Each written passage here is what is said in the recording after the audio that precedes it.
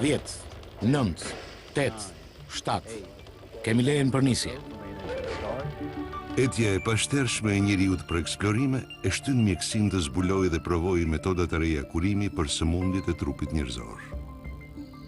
Sot mjekësia është duke avancuar në hapësirë, duke përgatitur terrenin për një udhëtim 3 vjeçar në Mars. Në malin Everest po parandalohen vdekjet gjatë ngjitjes në malin më të lartë të botës. Dhe në ujë po trajton zhytësit për sindromën më të frikshme që shkakton zhytja, ndryshimin e shpejt të presionit.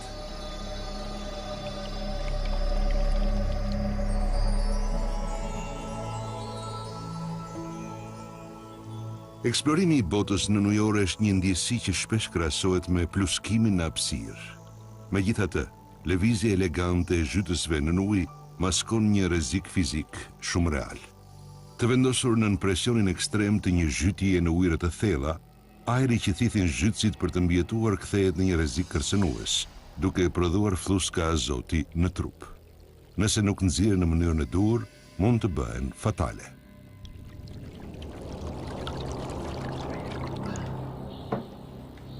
Sean Gregu është zhytës profesionist i ujërave të thella.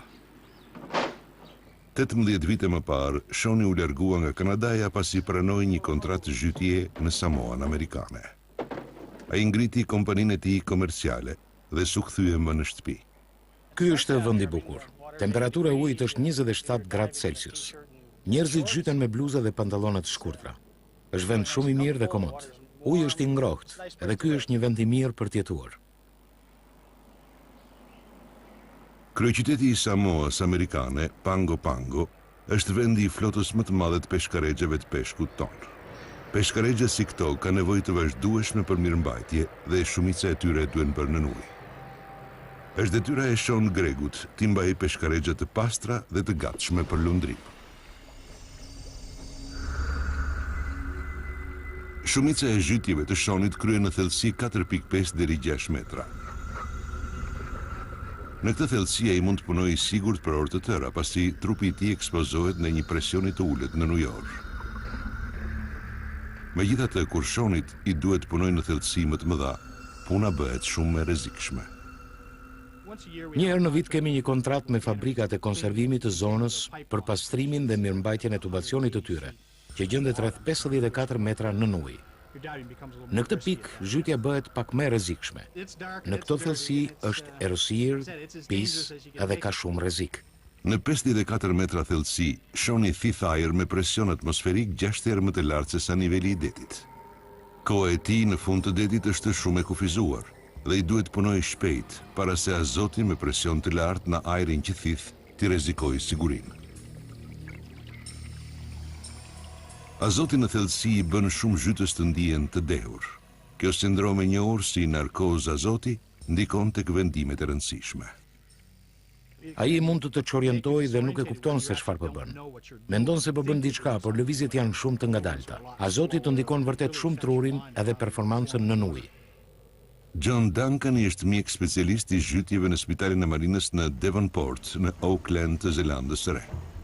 Ai merr rregullisht kursant të zhytjesh dhe i fut në një ambient hiperbarik për t'u treguar efektet e azotit tek sjellja. Kupola hiperbarike është një sallë presioni apo impresioni. Ajo na lejon të zhysim njerëzit ose t'i vëmë nën presion pa u lagur dhe pa u larguar nga sipërfaqja. Kupola në fillim zhytet në një thellësi prej 18 metrash. Kursantët sillen normalisht. Kur zhytësit futen në 45 metra thellësi, presioni i azotit në nervat e trupit rritet shumë, duke krijuar një gjendje të ngjashme me atë nën efektin e narkotikëve. 50 metra. Çdo gjë në rregull? Në thellësinë 50 metra mund të shohim që po sillen si të dehur dhe nuk arrin të thonë as fjali të thjeshta. Pas thellësisë 30 deri 35 metra, azoti bëhet si alkool, si anestezi. Përshëndetje, unë quhem Trish.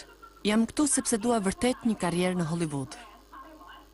Nëse i fusim njerëzit në thellësi të mëdha, azoti kthehet në anestezi. Njerëzit në kurs, kur futeshin në thellësi të tilla, i zinte gjumi nga ajri. Narkoza e azotit e humb efektin kur zhytësit kthehen në ujëra më të cekta. Sjellja ndryshon me njerë dhe kthehet e normale. Narkoza e azotit në vetvete nuk është daqe e rrezikshme, por efektet e saj, sidomos kontrolli i lëvizjeve si hapja e busullës së pluskimit ose përshtatja e pajisjeve zhytëse, do të bëhet e vështirë. Ajo do të ndikojë në gjykim dhe nëse je në 35-40 metra thellësi, duhet të qëndrosh shumë pak. Nëse të orientohesh dhe qëndron më shumë se duhet, kjo gjë ndikon kohën e uljes së presionit dhe mund të mbetesh pa ajër.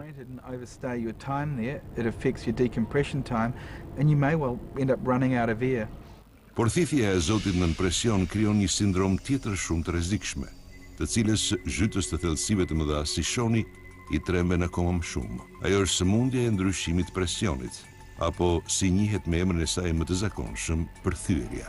Kur zhytësit futen thellë, azoti në ajrin që thithin u futet me forcë në inde.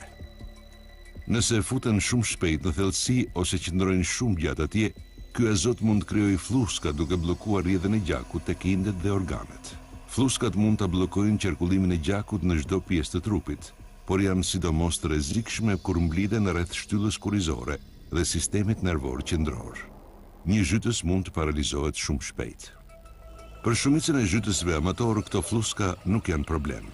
Ato janë të vogla dhe nxirren lehtë nëpërmjet mushkrive. Zhytës të thellësive si shoni ekspozohen dhe një rreziku serioz për jetën, sepse sa më thellë futesh dhe sa më shumë zhytje të bësh, aq më shumë azot thithet nga trupi. Mendoj se zhytësit profesionistë duhet të jenë shumë të kujdesshëm, sepse kryen zhytje që shumica prej nesh nuk i bën. Ata futen më thellë dhe qëndrojnë më gjatë. Një zhytje vetëm mbase nuk është daqe e rrezikshme, por kur zhytesh vazhdimisht, ditë pas dite, kjo gjë rrit sasinë e azotit që thithin dhe rrit rreziqet. Mënyra e vetme që zhytësit e thellësive t'i parandalojnë fluskat është të ulin presionin, të ndalojnë rregullisht rrugës drejt sipërfaqes që të lejojnë daljen e fluskave. Ky është i njëjti proces me atë të shlirimit të gazit nga një shishe me pije freskuese. Kur kapaku hapet ngadalë, parandalohet krijimi i fluskave të shumta. Por ndryshimi ngadalë i presionit jo gjithmonë garanton nxjerrjen e të gjitha fluskave të azotit. Dhe vitin e kaluar, pas të 10 ditësh zhytjeje në 54 metra thellësi, shoni e gjeti veten në telashe kur doli në sipërfaqe. Dola në sipërfaqe dhe brenda 30 sekondash pash kolegun e i thash: "Ka diçka që nuk shkon." U çorientova plotësisht. Po merreshin mend dhe po më vinte për të vjell. E vetmja gjë që i thosha kolegut ishte me hiq këto pajisje dhe me hip në bark, sepse ka diçka që nuk shkon. Aty arrita deri te shkallët e anijes, dhe kjo është gjëja e fundit që mbaj mend. And at which point I made it to the ladder of the boat, and that is the last thing I remember. Shoni kishte mbetur pa ndjenja pasi një flusk ajri po i bllokonte furnizimin me gjak të trurit. E njohur si embolizëm gazi në arterie, kjo sindrom është një shkak i shpeshtë i vdekjes nga zhytjet. Kolegu i tij i zhytjes u përpoq ta hidhte peshën prej 80 kg të shonit në bark. Ai lajmëroi për ndihmë, por nuk mund të kontaktonte rojen bregdetare. Ai nuk më ngrinte dot fizikisht në bark, edhe më lidhi pas shkallëve të saj. Fatmirësisht një peshkaresh i zonës po dilte nga porti dhe ai ja bëri me shenjë. Ata erdhën dhe më tërhoqën në barkën e zhytjes. Pastaj më çuan në spital.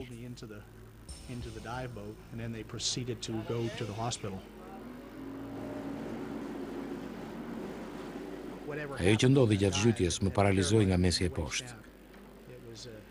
Ishte një moment i frikshëm, pasi e kuptova që megjithse isha zhytur gjithë jetën dhe nuk isha pasur probleme, papritur një ditë bëra gjithçka si duhej, por përfundova në karrige me rrota. Shoni u zgjua rrugës për në spital, por po vuante nga një rast serioz i paralisës së shtyllës kurrizore, të njohur si sëmundje e ndryshimit presionit. Më keq akoma, në ishull nuk ishte dhomë hiperbarike për të trajtuar sëmundjen e tij. E kuptova se duhet largohesha nga ky vend, sepse do të merrja fund përgjithmonë nëse se bëja. Pasi këtu nuk kishin ç'të më ofronin. I telefonova gruas dhe i thash që të bënte gjithçka për të më hequr që këtu. Nëse nuk trajtohej në dhomën hiperbarike, shoni do të paralizojë për gjithë jetën. Ai duhet të ndalte dëmtimin e mëtejshëm të shtyllës kurrizore nga fluskat e azotit. Shoni porositi një avion drejt dhomës më të afërt hiperbarike, 3200 km më tutje në Zelandën e Re. 5 ditë pas incidentit, arriti për trajtim në spitalin e marinës në Devonport. U trondita kur pash se sa e rënd ishte paraliza e tij. Ai kishte një paralizë të fortë nga mesi e poshtë dhe I kishte prekur një këmbë më shumë se tjetrën. Pasi kishte kaluar kohë nga dëmtimi, dyshoja shumë se do të testë më. Mbaj mend që thash se nëse nxirrnim këtë njeri me paterica nga spitali, do të isha I lumtur. Do të lumturohesha jashtëmase. Johnny ka parë shumë raste të tilla dhe më tha se ky ishte rasti I rënd.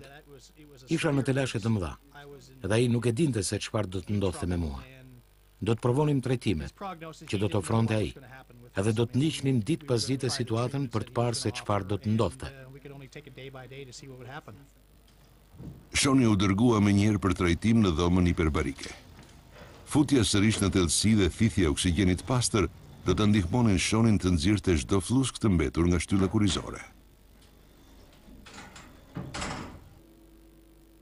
Por mjekët nuk e dinin nëse trajtimi ishte shumë vonë për të shëruar dëmtimin e nervave kurrizore që kishte pësuar Shoni.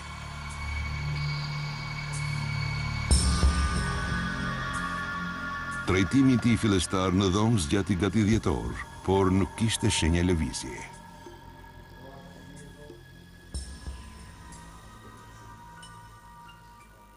Nga trajtimi I parë nuk ndryshoi asgjë. Isha ende I paralizuar. Ende nuk ndjeja gjë. Shihja veten dhe mendoja. Ky trajtim nuk më zgjidhi punë. Ndaj do ta filloj prap nesër dhe do të vazhdoj derisa të ndryshojë diçka. Fola gjatë me Shonin për faktin që ai mund të mos este më për shkak se sëmundja ishte e rëndë. Ai ishte një burr I ri, I martuar me 2 fëmijë të vegjël. Trajtimi I dytë I Shonit ishte shpresa e tij e fundit. Nëse nuk do të kishte përmirësime këtë herë, trajtimet do të ndalnin dhe mjekët s'do të kishin se ç'të bënin më. Për mbi 9 orë nuk pati shenja përmirësimi. Në një përpjekje përfundimtare për të pastruar fluskat dhe për të stimuluar nervat e Shonit, dhoma u qua poshtë në thellësinë maksimale 45 metra.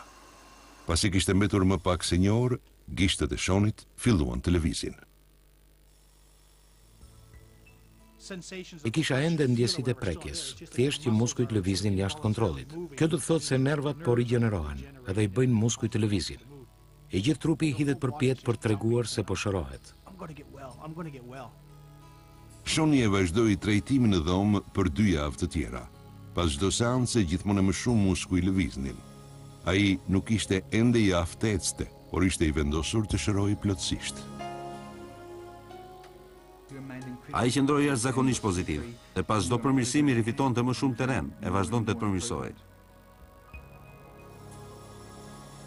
Pas trajtimit në dhomën hiperbarike, Shoni u dërgua në një klinik për fizioterapi. Brenda pak javësh, ai mësoi sërish të ecte. Për mua kjo është një nga gjërat më fantastike në botë. Më duket sikur për gjithë jetën do të sillesha vërdall me karrige me rrota në dok, edhe do të shihja të tjerët të vraponin. Ndërsa tani do të dilja që këtu duke ecur. Jam I sigurt se këtu ndikon shumë edhe qëndrimi I tij dhe fakti që nuk u dorëzua. Në mendjen e tij e dinte se do të shërojë.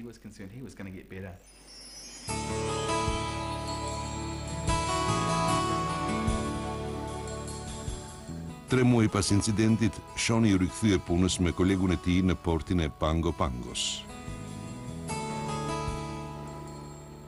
Ai rinisi zhytjet, megjithse mjekët e paralajmëruan se tani kishte më shumë mundësi që të kishte sërish probleme me azotin. Është sikur bie nga kali, edhe I hipën prap. Thash që nuk e kisha probleme atë që ndodhi. Ai aksidenti ishte diçka që doli jashtë kontrollit.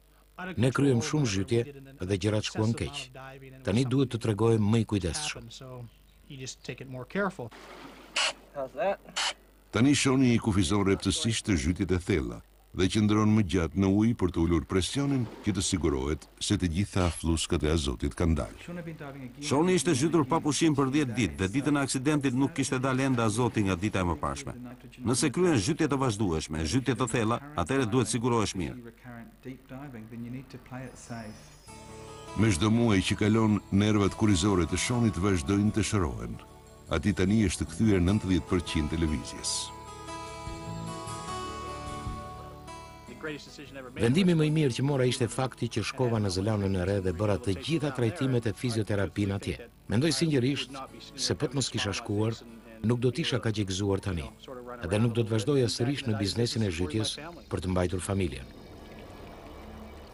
Në ujë, presioni i madh i ajrit mund të jetë fatal, ndërsa në malin më të lartë të botës, në Everest, ndodhe kundërta. Këtu maja është 8800 metra mbi nivelin e detit.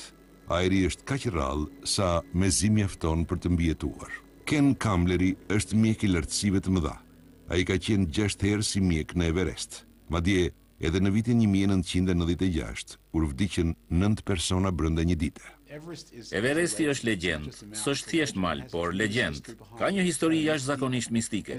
Ka një tis mistik që e rrethon dhe, përveç faktit që është mali më i lartë në botë, është edhe shumë pranë kufive të filozofisë njerëzore.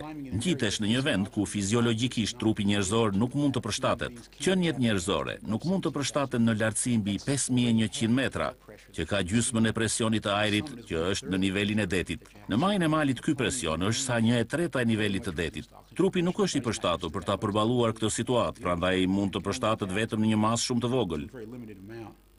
Por mjekët alpinistë janë shumë të rrallë. Në shumicën e rasteve, alpinistët me përvojë kujdesen vetë për veten.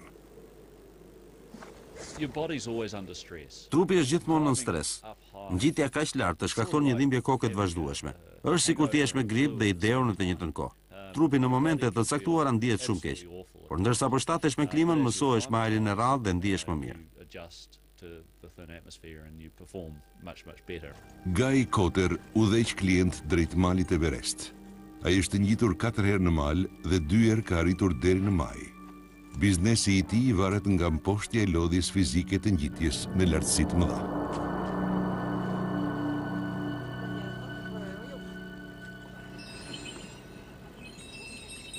Përgatitjet për një tentativ ngjitje në malin Everest duan shumë muaj.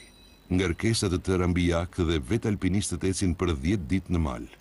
Këtë vit Guy Cotter ka një grup prej 14 personash që do t'i ngjiten Everestit. Në Loborshe, fshati i fundit para kampit bazë, alpinistëve u kujtojnë rreziqet që i presin. Rajt e zemrës si ka rreth 90 në minutë, por thonë se ndihet ende shumë keq dhe nuk rrit dot në këmbë. Përshëndetje, si je? Rachel Bishopi është mjekja e ekspeditës së Guy Cotterit. Si mjekja e vetme e fshatit, asaj duhet të vizitojë një amall të sëmur që vuan nga edema pulmonare e lartësive të mëdha. Kjo sëmundje është e zakonshme dhe shpesh bëhet fatale. Lartësia dhe ajri i rrallë kanë bërë që mushkritë e amallit të bllokohen dhe të nxjerrin lëngje. Nëse nuk mjekohet, lëngjet do t'i mbushin shpejt mushkritë dhe shumë shpejt do të mbytet.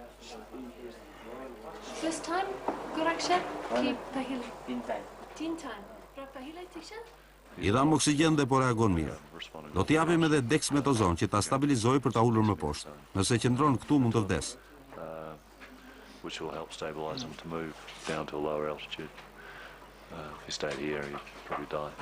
Dexmetozoni është një steroid i injektueshëm që përdoret për të ulur efektet e lartësisë në trup. I kombinuar me oksigjenin e bombolës, ai ofron një mundësi për ta çuar amallin në lartësi më të ulët. Ai nuk ka nevojë për mjek, por për dikë që të arrijë të kuptojë se si funksionon oksigjeni. Ne të dy do të zbresim bashkë. Pastaj do të them unë se çfarë do të bësh, në rregull? Në rregull? Kura e vetme për sëmundjen e lartësisë është zbritja. Rikuperimi mund të jetë i menjëhershëm nëse pacienti zbret në kohë, në lartësi më të ulët dhe me ajër më të dëndur. Njerëzit zakonisht nuk kujdesen për hamenjtë e tyre. Për shkak se dikush ka marrë përgjegjësinë për ta zbritur më poshtë e për t'i dhënë oksigjen dhe ilaçe, ai mbase do të çrohet, por shumë hamenj lihen pas edhe vdesin. Pak ditë pasi u larguan nga Loborshe, alpinistët arritën në kampin bazë, 5250 metra mbi nivelin e detit. Guy Cotteri do ta mbikëqyrë ngjitjen që këtu. Në grupin e tij përfshihen udhërfyesi kryesor Dave Hiddlestone dhe klienti Andy Hepson. Përshëndetje Andy. Mirë se vjen në kampin bazë. Sinqerisht do të doja të ngjitesha deri në maj. Jam trajnuar për 2 vjet për këtë ngjitje. Kam bërë disa ngjitje të tjera. Jam ngjitur në Amerikën Latine dhe në Shoju për të arritur deri këtu. Por, megjithëse do të jap më të mirën e do të bëj maksimumin, do të shkoj deri atje ku mundem. Megjithatë, do të më pëlqente shumë të arrija majën. Udhërfyesi i Endit, Dave Hiddlestone, do të tentojë gjithashtu të arrijë për herë të parë majën. Ai është udhërfyes me përvojë për lartësitë e mëdha. dhe ka për detyrë jo vetëm të ndihmoj Endin të ngjitet malit, por edhe të bëhet mjeku i tij nëse dalin probleme. Njerëzit keq kuptohen në lidhje me orientimin në Himalaj. Ne jemi këtu për të dhënë njohuritë më të mira dhe këshillat mjekësore. Unë sigurohem që njerëzit ta kuptojnë se pasi futen në zonën e vdekjes në 8000 metra lartësi edhe kanë probleme, atëherë duhet të zbresin. Nëse nuk zbresin, do të bjerë të fikët edhe do të mbeten vetëm. Lartësia e jashtëzakonshme e malit Everest e bën të pamundur ngjitjen pa përgatitje serioze. Para se të bëhen tentativa për ngjitje, duhet ndjekur një program një mujor për të mësuar me klimën. Duhet të ngjitesh dhe të zbresësh në mal nëpër kampe me intervale 600 metrëshe. Ngjitja e ditëve të para është në kampin 1570 metra mbi kampin bazë. Aty do të qëndrohet vetëm pak orë, mjaftueshëm që trupi të mësohet me ajrin e rrallë. Trupi duhet të mësohet, që të plotësohet ky proces duhen disa javë. Fillon duke marrë frymë thellë dhe duke thithur ajër, pasi njerëzit ndjejnë vështirësi në frymëmarrje sepse duan të thithin më shumë oksigjen. Pas pak kohësh mësohesh me këtë dhe fillon të marrësh frymë më lehtë, pasi trupi sjell procese të tjera si rritja e numrit të qelizave të kuqe të gjakut, që mbardhin oksigjen dhe kjo e bën më të lehtë transportimin e oksigjenit tek indet. Këto procese kërkojnë javë të tëra.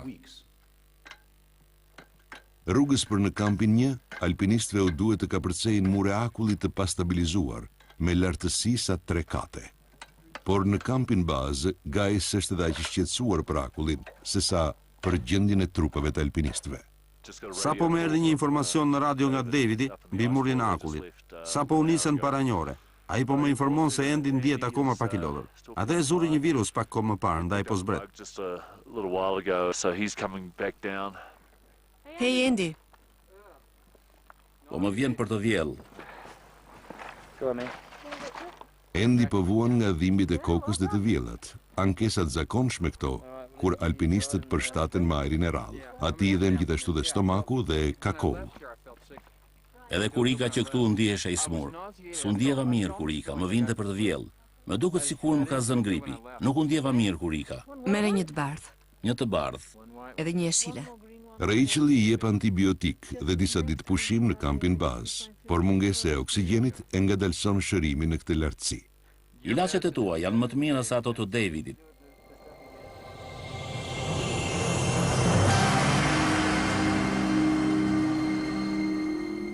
Ndërsa Andy shlodhet në kampin bazë, lart në malin Everest, Dave Hiddlestoni po bën përpjekjet e tij për të ngjitur në maj. Ai po ngjitet pranë asaj që quhet zona e vdekjes, ku përmbajtja e oksigjenit në ajër është vetëm sa 1/3 e atij në nivelin e detit.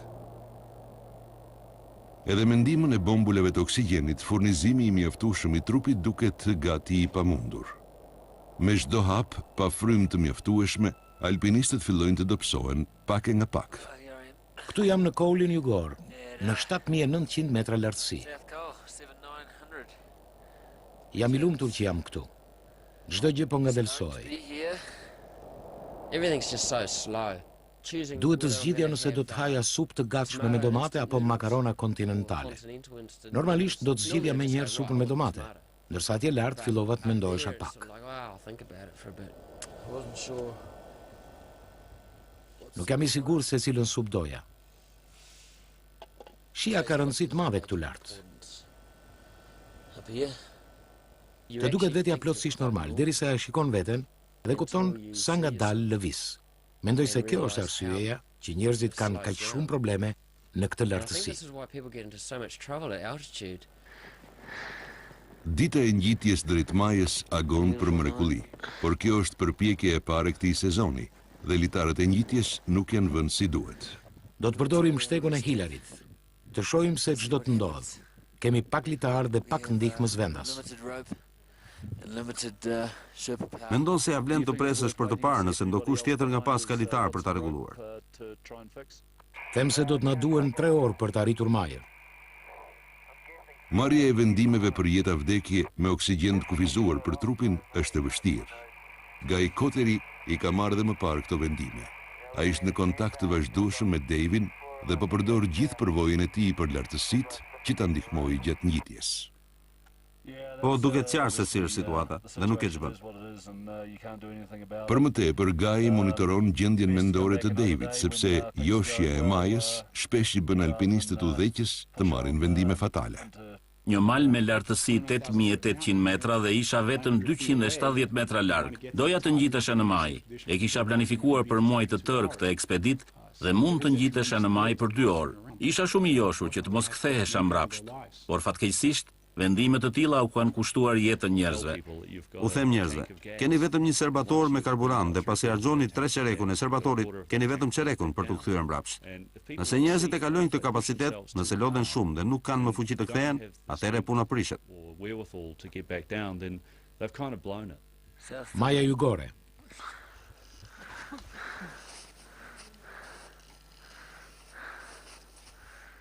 Më besoni është shumë e vështirë. Davy vazhdon të ngjitet. Në majën jugore, vetëm 270 metra nga maja, ati i mbaron sërish litari.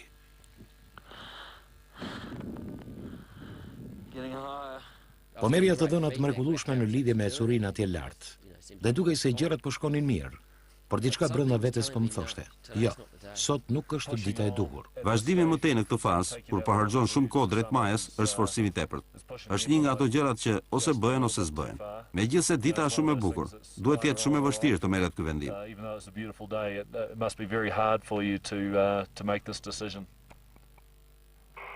Po. Do të fillojmë të zbresim tani. Everesti është mali më i vështirë në botë për të ngjitur, por ndryshimi është se kur je në 8.800 metra lartësi, ke vetëm 1/3 e oksigjenit, temperatura është 30 gradë nën zero, ke 16 orë jashtë dhe kemi pirë vetëm gjysmë gote ujë gjithë ditën. Atëherë sfida është shumë e vështirë. Ne mund të ishim ngjitur deri në maj, por nuk e dija nëse do zbrisnim dot poshtë, ndaj nuk ja vlente apo jo.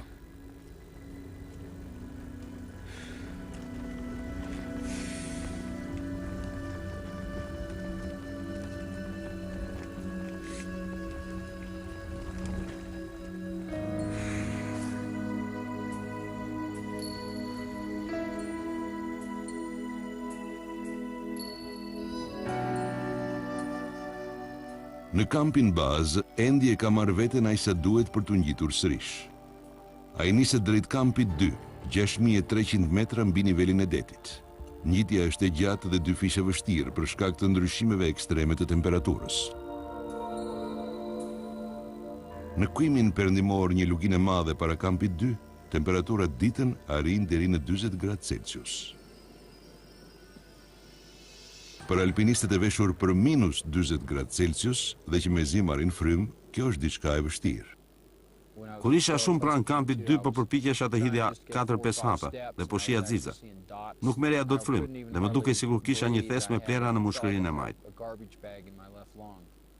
Ai u bë gjithnjë e më i ngadalt, deri në pikën ku ecnim 6 metra dhe pushonte për disa minuta. Ai ishte momenti kur Andy e kuptoi se ç'ishte ngjitja në lartësi. Është njëri shumë fizik, edhe i pëlqen ta sfidojë veten, por kur papritur, nuk ecte dot më nisi të mendonte. Ç'po ndodh me mua? Në kampin 2 Andy ra për tokë, pa frymë dhe duke u kollitur. Në këtë lartësi, kjo mund të jetë shenja e parë e edemës pulmonare, apo mbushje së mushkërive me lëng. Çfarë po e irriton? Vazhdon të marr frymë me shpejtësi? Për Rachelin që nuk arrin ta shohë fizikisht Andyn, kjo është diagnoze vështirë. Po sikur të nxjerrësh oksigjenin dhe t'i japësh 1 litër për 1 orë. Nëse thith oksigjen, do të marr frymë ngadalë, edhe atëherë mund ta ketë më të lehtë kollën.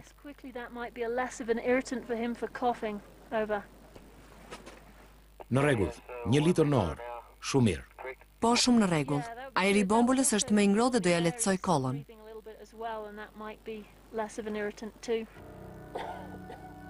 Andy duhet ta kalojë natën me bombol oksigjeni. Ajri i dëndur duhet ta ndihmojë të rifitojë forcën për të zbritur të nesërmen.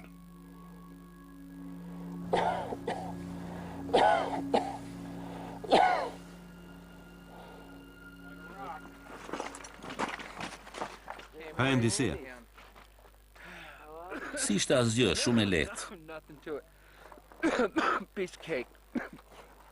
Thuaj prap.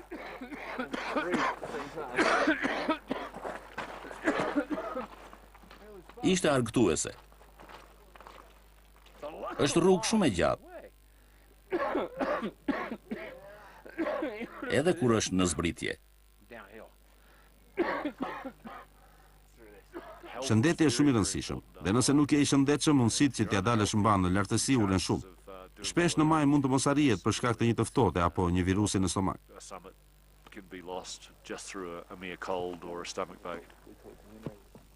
Të nesërmen, Edi vendos se shëndeti i tij s'është aq i mirë sa duhet për të vazhduar. Ëndra e tij e Everestit mori fund. Është mali i vështirë. S'dua të përpiqem të ngjitem nëse nuk jam 100% në formë. Duhet të kem gjithë bazën gati për të ngjitur, ndryshe humbas kohë kot dhe rrezikoj jetën.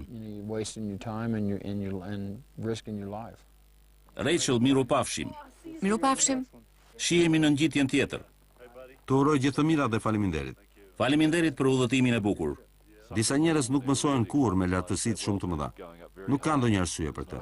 Mbase ai është një nga këta njerëz që nuk mësojnë dot. Mbase do të vi prapë pas pak vitesh dhe do të dalë mbar. Në rregull, ikim. Shihemi djema. Gaj.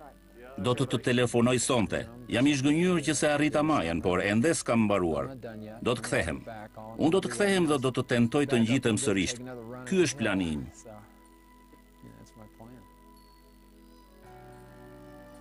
Emri i malit Everest është bërë simboli sfidës më të madhe, por në mjeksi ekziston një terren tjetër akoma më testues. Ajo është hapësira kozmike dhe dërgimi i astronautëve në një mision 3 vjeçar drejt Marsit. Periudha më e gjatë kohore së cilës njeriu i ka mbijetuar në hapësirë është diçka më shumë se një vit. Para se të tentohet në një udhëtim më i gjatë, mjekësia hapësinore duhet përgatisë rrugën dhe të përgjigjet sfidave si të kapërcej efektin afatgjatë të mungesës së peshës të kockat, si të kryen operacione në anije kozmike dhe të zbuloj se si të zgjidhet sa më mirë stafi për të shkuar mirë dhe për të punuar me efikasitet në një hapësirë të kufizuar sa një autobus shkolle. Vetëm 40 vjet më parë, fluturimet me njerëz në hapësirë ishin një ëndër. Shkenca e mjekësisë hapësinore ishte në fillimet e saj dhe kryente eksperimente për t'u përgjigjur pyetjes: a do të mund të mbjetoj njeriu për pak ditë në hapësirë? Po kryen teste të tjera ku astronautët u mbajtën me oksigjen të pastër dhe me presion të ulët për periudha të ndryshme, për të parë agimet psikologjike dhe fiziologjike. Parashikimet mbi dërgimin e njerëzve në hapësirë, edhe si do t'ja dilnin mban ata, ishte shumë pesimiste para se të kishim ndonjë përvojë në mesin e viteve 50, kur ideja e satelitëve ishte e mirënjohur mes komunitetit shkencor dhe kishte njerëz që studionin se çfarë mund të ndodhte njerëzve në orbit. Parashikimet ishin tensioni i lartë i gjakut, ritmet e përshpejtuara të zemrës, të vjella, marrje mendsh, pa aftësi për t'u gëlltitur edhe probleme me gjumin. Kur kjo ndodhi më në fund, edhe ne dërguam njerëz në hapësirë, disa prej këtyre simptomave u shfaqën, por te kontrollorët në tokë. Astronautët ishin shumë mirë, dhe në përgjithësi pam që fluturimet e shkurtra hapësinore nuk sillnin probleme veç përzierjes që shkaktonte lëvizja në hapësirë. Gjatë 40 viteve të fluturimeve hapësinore me njerëz, mjekësia hapësinore nuk ka humbur asnjë pacient. Ajo e ka arritur këtë gjë duke nisur vetëm burrat dhe gratë më të shëndetshëm në hapësirë për periudha të shkurtra kohe.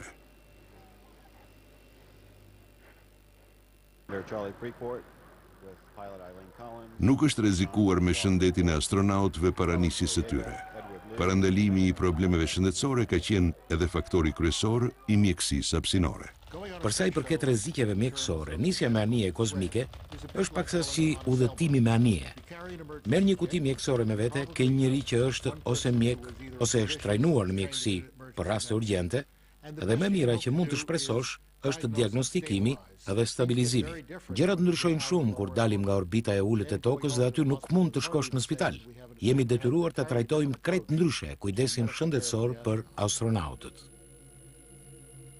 Unë kam dashur gjithmonë të bëhem astronaut. Kam parë një herë hënën kur isha në Kanada, i shtrirë në një dunë rëre. E pash dhe thash, njerëzit tanë janë atje lartë dhe dua që një ditë të shkoj edhe unë. Kur më në fund u bëra astronaut, ishte një moment i madh i jetës time dhe kur më telefonuan e më thanë të shkoja në qendrën hapësinore Johnson për trajnim, më ra telefonin nga dora. Po kërceja lart e poshtë nga gëzimi. Jerry Linenger, ish mjek i marinës, është një prej astronautëve të paktë amerikan që kanë qëndruar mbi një muaj në hapësirë. Në janar të vitit 1997, ajo nis drejt stacionit hapësinor rus Mir. Si mjek e përdora vetën si rast studimi nga ana psikologjike dhe fizike. U përpoqja të arrija formën më të mirë para fluturimit, që të krahasohesha para dhe pas fluturimit për të parë gjendjen.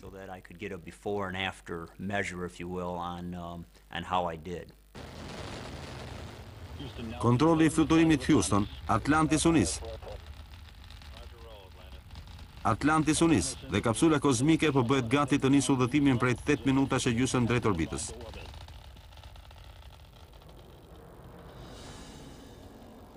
Po fluturonim, po shihnim nga dritaret dhe vinim re diçka të madhe nga të gjitha drejtimet. Ishin panele të mëdha, umanita kur dolëm sipër tokës, ishte madhështore. Hapëm kapanzën dhe ndjem aromën e realitetit. Realiteti kishte aromën e lagështirës së mykur në bodrumin e gjyshes. Mbante erë çorapet palara, kishte kablo të errët elektrik që gjenden gjithmonë në skaje. Dritat janë zakonisht të fikura, por edhe kur janë të ndezura, janë të zbehta. Krijohet ndjesia që aty ka jetuar dikush. Qëndrimi i Linenger në stacionin Mir do të zgjaste mbi 5 muaj. Ky do të ishte një test i marrëdhënieve amerikano-ruse dhe i trupit të tij për të përballuar stresin e qëndrimit të gjatë në hapësirë. Jam shumë me fat për trupin që kam. Nuk e di se cili është faktori vendimtar, por kur jam në hapësirë ndihem mirë që në fillim. Nuk më vjen për të vjell, s'kam dhimbje kurrizi dhe as dhimbje koke. Në fakt qëndrova 5 muaj në hapësirë dhe s'piva kur asnjë ilaç. As a matter of fact, for 5 months in space, I never took a medication at all. Përvoja e Linengerit në stacionin Mir s'ishte normale. Shumica e astronautëve raportojnë se kanë dhimbje koke e kurizi pasi lëngjit e tyre trupore zhvendosen nga këmbët e krahërori dhe koka, si reagim ndaj mungesës së peshës. Shumica e këtyre efekteve janë të përkohshme, por vetëm 10% e astronautëve përjetojnë një tranzicion aq të lehtë sa Jerry Linenger. Hapësira është shumë e vështirë për t'u imagjinuar pasi s'kërkon përpjekje për të lëvizur. Nëse do që të fluturosh, thjesht përdor gishtin dhe ngrihesh në ajër. Hapësira është ambient i jashtëzakonshëm. Papritur, u zgjova një ditë dhe mu duk sikur kisha jetuar gjithë jetën atje. Isha 100% astronaut. Përshtatja jonë si njerëz ndaj ndryshimit është e pamatshme.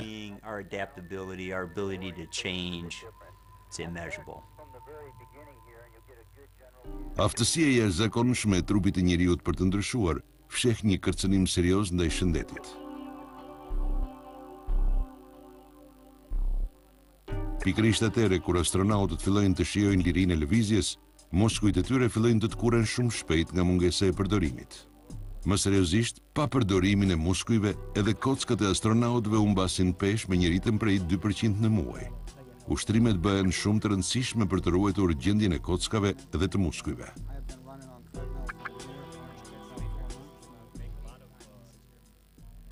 Në hapësirë përdorja gjithë fuqitë që kisha për të hipur çdo ditë në pistën e vrapimit. Hapset që më kapeshin pas trupit e më shkaktonin dhimbje, më bënin të ndihesha sikur kisha ndokënd mbi shpatulla. Sikur më kishin thënë që gjatë vrapit do të mbaja edhe një njeri në kurriz për 1 orë.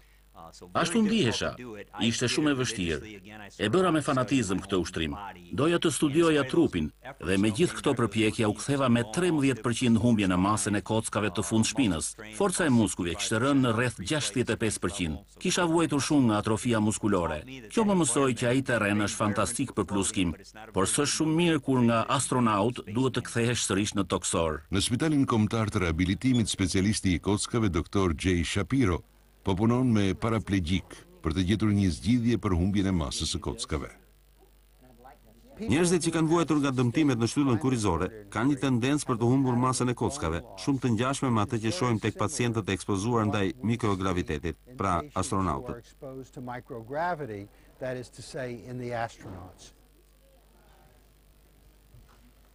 Dr. Karen Williams pësoi një aksident me makinë para 8 javësh. Kockat e saj po dobësohen dhe ajo po merr pjesë në një test për humbjen e kockave që organizohet nga Dr. Shapiro. Ky njeri është transferuesi më i mirë në botë. Më besoni se jam gati të bëj çdo gjë që mund të parandaloj humbjen. Edhe mendoj se duhet të vazhdojmë të përpiqemi për të siguruar se kjo po ndodh. Edhe nëse jam kandidate për humbjen e kockave pasi e till jam, dua të shfrytëzoj çdo mundësi që më jepet. Pa ndërhyrje, humbja e kockave të Dr. Williamsit nuk do të ekuilibrohet derisa të arrijë 40%. Për një astronaut në një mision 3 vjeçar në Mars, ky niveli humbjes së kockës do të ishte shkatrimtar.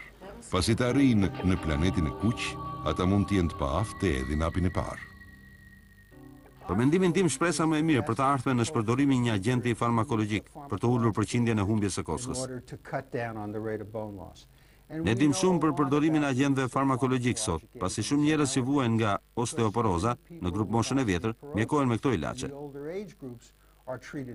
Doktor Shapiro do të provojë një version të ri të një ilaçi që përdoret për të mjekuar osteoporozën. Shpresohet që një injeksion çdo 6 muaj të ulë ndjeshëm humbjen e kockave tek astronautët. Gjëja e parë që do të bëjmë është të vëmë këto syze. Një tjetër metodë për të cilën po punohet për të ekuilibruar mungesën e peshës është ekspozimi i astronautëve në hapësirë ndaj një doze të përditshme graviteti artificial. Po shohim mundësinë e përdorimit të centrifugës më të vogël të mundshme me ndërprerje. Ajo do të shërbejë si mënyrë për të evituar humbjen e kockës, kurrjen e muskujve, edhe problemet kardiovaskulare që lidhen me mungesën e peshës. Doktor Yangu parashikon se astronautët do të arrijnë të ushtrohen disa orë çdo ditë në centrifugë. NASA planifikon një provë të pajisjes në stacionin hapësinor ndërkombëtar për të testuar se sa shumë ekspozim duhet ndaj gravitetit artificial për të ruajtur gjendjen e kockave dhe të muskujve. Unë i referohem këtij si rrotullimi në palestër. Futesh aty për stërvitje, kthehesh, fshihesh me peshqir dhe mendohet se ekspozimi ndaj forcës centrifugale do të ndihmojë në ruajtjen e kockave, muskujve dhe sistemit kardiovaskular, që të mos ketë efekte negative të përshtatjes me mungesën e peshës. Humbja e kockës nuk është i vetmi kërcënim mjekësor i misionit drejt Marsit. Gjatë 3 viteve mund të ketë në një sëmundje apo aksident dhe kthimi urgjent drejt tokës është i pamundur. Anija kozmike do të duhet të kthehet në një urgjencë. Mundësia që të na duhet kujdes mjekësor nëse do të nisim 6 persona në një udhëtim 3 vjeçar është më e madhe se 50%. Ndaj do të shohim në praktik se mjeku i grupit do të ketë punë të vështirë. Onboard physician is going to have something to do, and it will be more than trivial. Why don't we take a little rest here for a minute? Both Shepard and Mitchell heart rates going up to about 120 while they were traveling uphill.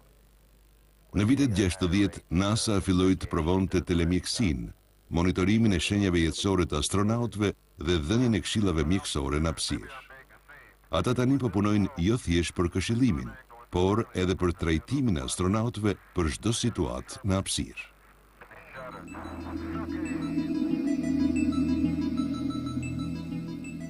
Në anijen kozmike, një krah robotik i kontrolluar nga larg është përdorur prej kohësh për të riparuar dhe marrë satelitët. Tani NASA po i drejtohet të njëjtës teknologji për të kryer operacione në hapësirë. Në Londër të Ontarios, Dr. Douglas Boyd po përdor një robot kirurgjik të financuar nga NASA dhe të quajtur Zeus për të kryer kirurgji zemre në mënyra të pamenduara më parë.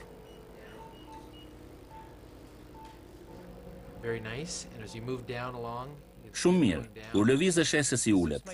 Sistemi mikrokirurgjik Zeus ka 3 përbërës, tastierën e kirurgut në të cilën jam ulur, kontrollorin kompjuterik që llogarit lëvizjet që unë i bëj robotit dhe 3 krah robotik interaktiv. Njëri prej të cilëve kontrollohet nga aktivizimi nëpërmjet zërit. Mund të shihni edhe mikrofonin tim këtu teksa i flas robotit. Ezop lëviz. Instrumentet kirurgjik që kam në duar kontrollojnë lëvizjet e sakta dhe shumë të imta mikrokirurgjike që kryen nga levat e vogla që futen në kraharorin e pacientit dhe janë sa një laps. Ky sistem robotik po lejon të kryet kirurgji që deri tani ishte përtej aftësive të duarve të njerëzve. Tradicionalisht, operacioni i bypassit në zemër bëhej duke hapur kraharorin e pacientëve dhe duke lidhur me një makineri zemrën dhe mushkrit. Nëpërmjet Zeusit, Dr. Boydi kryen 2 prerje 5 mm që të operojnë krahët e robotit. Një bisturi e re përdor valzëri për të prerë pa derdhur gjak një arterie të mirë që të zëvendësojë arterien defektoze. I gjithë operacioni kryhet ndërkohë që zemra e pacientit është duke rrahur. Impakti minimal i kirurgjisë robotike sjell dhe përfitime të rëndësishme për mjekësinë hapësinore. Pacientët shërohen shumë më shpejt dhe kanë më pak dhimbje. Pacientët ndihen shumë mirë pas operacionit dhe shpesh lëvizin vetë nga salla e operacionit në shtrat. Ezop Majtas. Roboti Zeus është i lehtë dhe i lëvizshëm.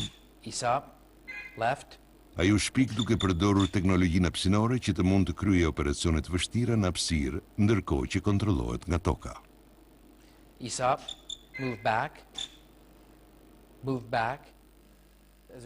Që para një jave ne mund ta përdornim këtë sistem robotik nga Londra në Ontario, në Santa Barbara të Kalifornisë, që është rreth 4000 kilometra larg. Ne mund ta përdorim me shumë saktësi këtë krah robotik nga një distancë shumë e largët. Ezop lëviz. Kushdo që pati idenë për ta përdorur këtë pajisje për operacionin hapësirë, kishte të drejtë. Mendoj se ky është modeli ideal i produktit përfundimtar, që do të na lejojë të kryejmë operacionin në hapësirë.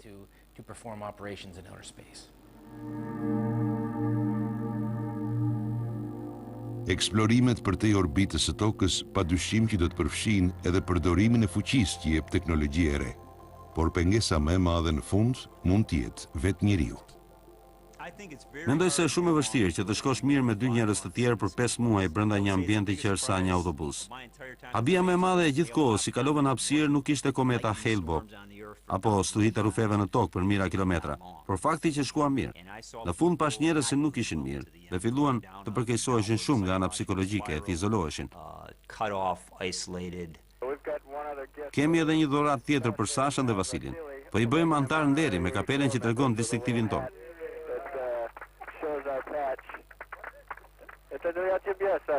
Në një mision 3 vjeçar drejt Marsit, astronautëve do të duhet që të shkojnë mirë me njëri tjetrin për më shumë kohë se më parë. Është shumë e rëndësishme që të zgjitet njeriu i duhur për këtë punë. Mendoj se shumë njerëz mendojnë se duhet zgjedhur njeriu më miqësor, njeriu që shkon me të gjithë mirë dhe që u jep jetë festave. Por nuk jam i sigurt se ky është njeriu i duhur pas përvojës së para. Mendoj se njeriu i duhur është tipi Einsteinit që futet në laborator, mbyll derën dhe vendos tabelën mos më shqetësoni. Tipi që intereson puna që bën dhe harohet pasaj sepse kjo punë ka shumë rëndësi për të. Në fund të fundit kjo ndjesi kënaqësie për aplikimin e shkencës cilësore dhe ecurinë e punës është tysa që të bën të ecësh përpara.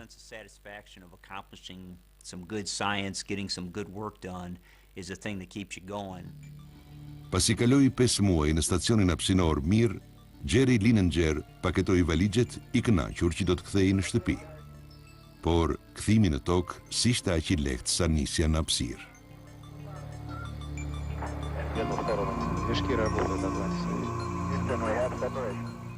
Tranzicioni nga toksor në astronaut është i lehtë, ndërsa nga astronaut në toksor ishte më i vështirë, sidomos pas një viti e gjysmë. Nuk ndihem mirë kur vrapoj. Procesi i tranzicionit nga astronaut në toksor është i vështirë dhe për mua kjo ishte befasi e madhe. Për të rifituar gjendjen fizike të parafluturimit, Jerry nisi një program të gjerë ushtrimesh fizike, duke e nisur me pishinë. Uji më duke si lus kur fillova të notoja. U zhyta dhe kur përpoqja të dilja në sipërfaqe, uji më duke shumë i rënd, pasi kisha 5 muaj që isha mësuar të pluskoja.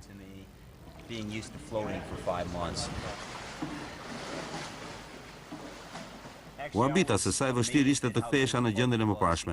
Ne mu desh një vit e gjysmë për ta bërë këtë. Por mendoj se ishte veprim i mençur që e nisa me ujin, pasi dëmësia e tij ishte më e ulët, kishte më pak rrezik dëmtimi, pasi rrezikon të dëmtohesh nëse fillon të stërvitesh rënd.